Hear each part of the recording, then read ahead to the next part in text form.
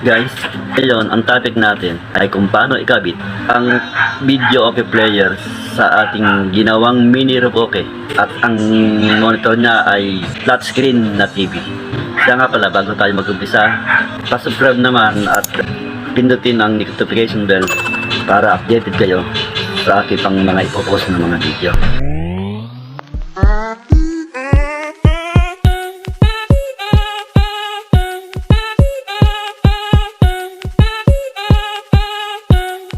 Subscribe. So guys, meron tayong touchscreen na TV at ito yung ating mini Roboke na paggawa sa atin ng taga Lapas Tarlac. Yan siya. Ngayon, ang ipakikita ko sa inyo kung paano ikabit ang kanyang player. Ito platinum na SD card, piano. Yan siya. Meron din siyang remote, mic, ang kanyang mic. At ito naman ang remote control ng player. Ayan siya, mga guys. Ngayon, ang kailangan natin ay itong RCA jack. Kakabit natin dito sa likod ng player. Yan, white at saka red. Yan, kabit natin sa audio ng player. Ito namang kabila, ikakabit natin dito sa input ng amplifier ng mini Roboke. Ayan. Ayan. Ang TV naman ng video RCA ng TV, kabit naman natin dito sa yellow ng player na piano. Ayan. Ngayon, isaksak natin ang kanyang TV. Tapos ang jack ng Videoke Mini at ang supply ng player. Yan. Impenda rin natin. Yan.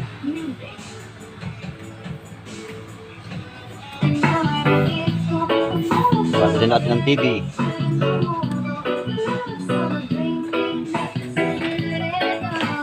Siya, mga guys. Yan, mandar na, gumana na ang kanyang player na platinum. Ito ang gagamitin natin na pang-control dito sa mini Videoke. Itong remote control ng player. Pindutin lang natin itong button na pause. Masok ng kanyang player dito sa mini Roboke. Pwede na tayong mag-type ngayon ng gusto nating kanta. Halimbawa, itong Always Somewhere 3, 3, 3. Yan, play. Itong pindutin natin itong reserve. Ayun, gumagana na siya. Ayan. Tuntog na ang kanyang pinlay nating song. Ito lang ang kailangan para makapag-video tayo ng talagang mayroong isang songbook. Yan. Kung gusto naman natin siyang ihinto, palitan ng tugtog, pindutin lang ulit ito. Ayan. FM na siya. Ito, gumagana siya rito sa mini Videoke. Gusto natin ng Bluetooth. Gumagana rin dito kahit sa itong remote control ng piano o ng player ng Videoke. Patugtog, ipon natin ulit. Music. Yan, pwede na tayong yan, kanyang MP3 dahil kasi may nakasaksak na SD card dito. Ngayon, pindutin ulit natin. Ayan. Pumasok na ang audio ng mini Videoke. Pwede na tayong maglagay ulit ng kanta. Katulad nitong 1, 5, 3, 0, 7. Treasure Up song. Ang play natin, pindutin lang itong reserve. Ayan. Ayan. Pwede na tayong mag-video, okay? Kabit natin ang mic natin dito sa player.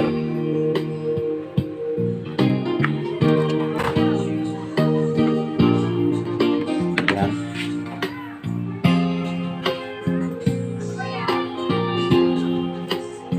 Hello, mic sound check. Ayan. Okay na siya. Ganda, tunog. Sa mga gustong maglagay ng video na player at gamitin ang inyong mga TV, pwede siya dito sa Mini Robo. Okay, ganyan ang kanyang testing na rin. Sound check.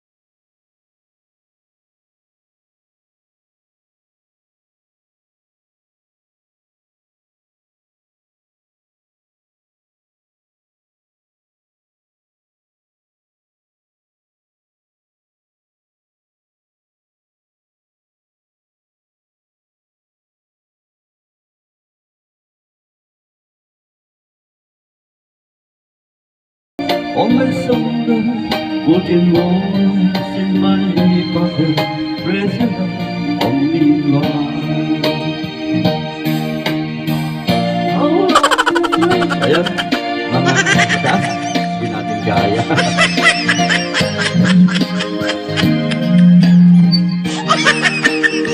Ganyan lang guys, kung paano magkabit ng player ng video sa ating Mini Robo.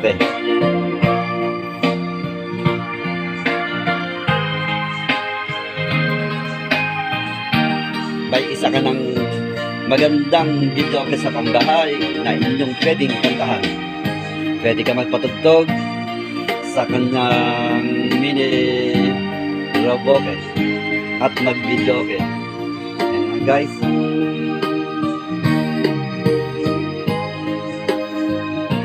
Iisa lang ang remote na ating ginagamit. Ito lang.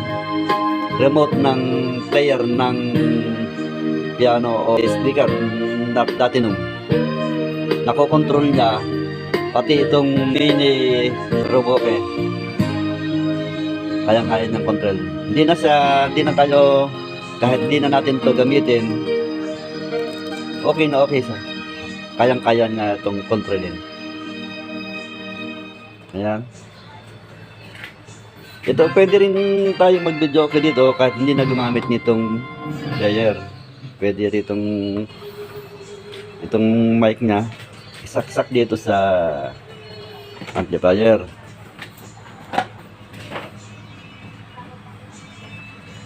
Dito. Yan. Pwede rin doon tayong gumamit ng mic. Hello, mic sound check. Hello, sound check. O, yan. Magana siya. Kung wala naman kayo nito, pwede na sa cellphone. Download lang ng mga pang video, pwede na. So, gamitin mag-video dito sa Mini Robo na ating ginagawa. Pero mas maganda kung meron itong player. Meron siyang score at maganda ang kanyang tunog ng mic. Oh guys, kung wala kayo nitong piano na player ng SD card, pwede na rin yung Rena 3 o kaya Junior na Platinum. Pwede na rin gamitin dito sa ating mga ginagawang mga mini Roboke. Kung wala kayo nito, kasi medyo mataas lang to, nasa 6,000 plus, sa 6,500 itong pan.